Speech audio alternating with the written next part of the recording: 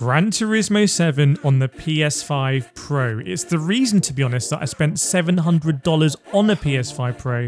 And it's finally here. Ray trace goodness, buttery smooth 4K, even 120 FPS, and all in game. Or is it? Because maybe you're like me, I just couldn't find a straight answer on the internet on what GT7 is actually like on the PS5 Pro. So I've done it myself, completely honestly, unsponsored.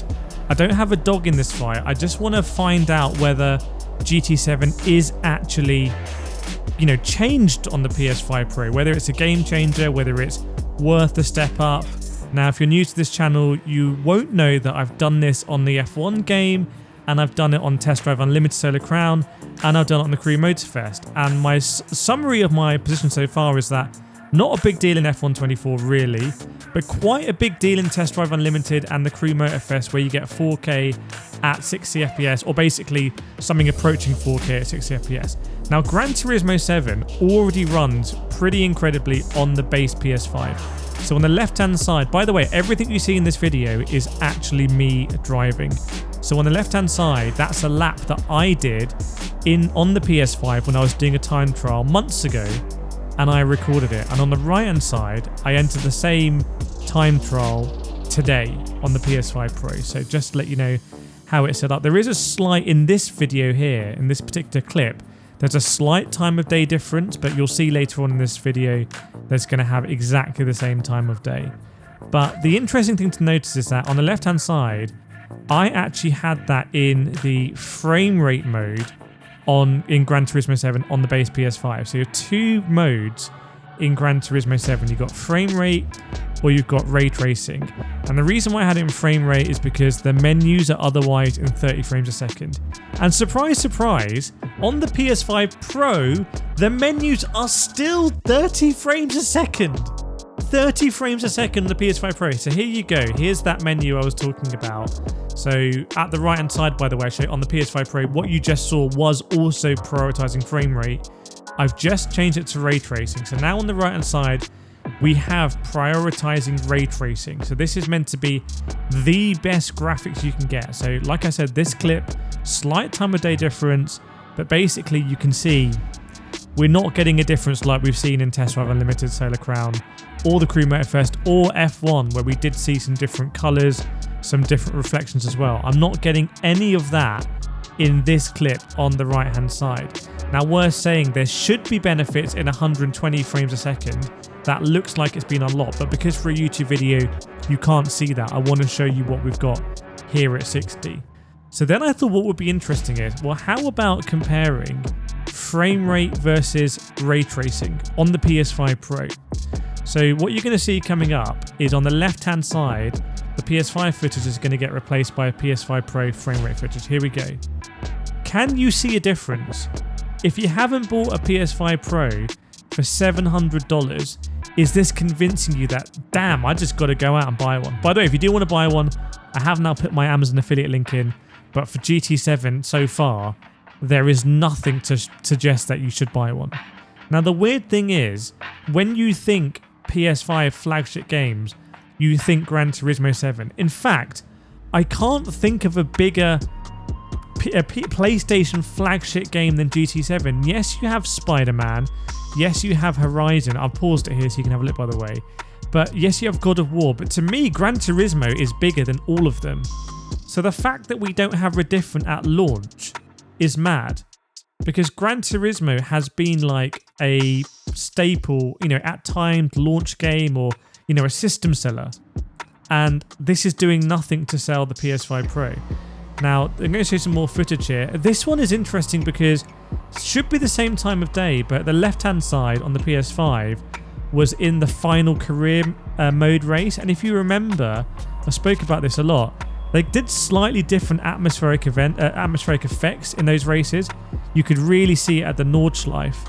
So I feel like some of the smokiness there is actually some atmospheric effects that I haven't got at the right-hand side on the PS5 Pro. Everything from this moment forward, by the way, is in ray tracing resolution mode. So everything on the right-hand side is maxed out as far as resolution goes. Not that you could tell a difference, or I couldn't tell a difference in the screenshot, Let me know if you could though. In fact, make sure you subscribe as well if you enjoy what I'm doing, you want to support it, just doing it in my spare time. I really appreciate you. Thank you so much.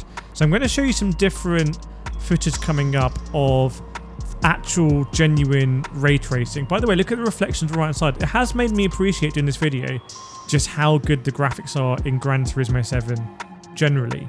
So just to clarify again, so if you don't know at this point, currently on any platform, you don't get ray tracing whilst you're racing. That's different to Forza, where you do get ray tracing where you're racing, and I've made comparison videos and they're all very dramatic and exciting, but the simple fact is, what you're seeing on screen, because I'm driving live, there is no ray tracing. So it'd be interesting if you thought there was ray tracing, because there are some arguments to say that ray tracing is just overblown, it's a bit of a gimmick in a way, and you can get very similar effects with baked-in lighting. I mean, the lighting here looks impressive. There's stylistic choices with the glare that I personally wouldn't do, but I'm going to pause it here actually, because can you see a difference between the two screens here? Yes, I'm slightly in a different part of the road, but again, this is PS5 on the left to confirm, PS5 Pro on the right, and this is not replay, this is me driving in both of them. Driving the car, I drive this car in real life by the way, if you didn't know. Peugeot RCZ, very nice car. So if you can't tell a difference, I don't know what they're doing. But I want to show you ray tracing. So this is actual ray tracing, or it should be. I'm actually not sure. I need your help on this. This is replay footage that I recorded on my base PS5, but I presume I would have had it in frame rate mode. And so I don't know whether what you're seeing now is ray traced. Is there anyone who can let me know in the comments whether this is ray traced or not?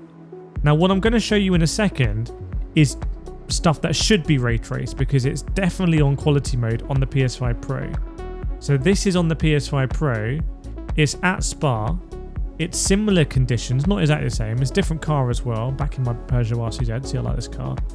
Now this is should definitely be ray traced, because it's in the replay and it's in 4K and it's in ray tracing mode. So can you see a difference? Now, what I look for in ray tracing is often the illumination of the lights has a bit more color actually. See the yellow light there on the barrier on the right hand side, or you can see on the track that some cars have yellow lights, some cars have white lights. That's kind of what I notice. Also, cars reflect into each other. So if a blue car's driving next to you, you'll see kind of, you know, the blue illumination on you. Now this is this is still in replay. This is still in replay. So this is in replay. This should also have ray tracing, and this should be different to the footage that I showed you before where I was driving. It's all way too complicated already, and they've made it even more complicated. This is again is in-game, so there should be no ray tracing. There is no ray tracing, but it's just way too complicated.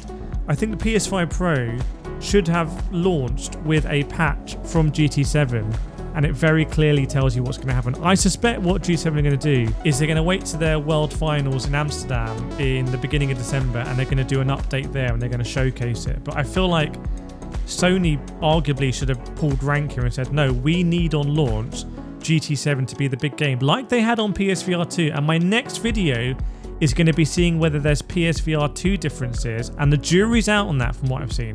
And I personally have noticed differences in patches over the last year on GT7, even when they don't say they've improved anything. So that's the next video. Here's another one on screen you might enjoy, and I'll see you next time.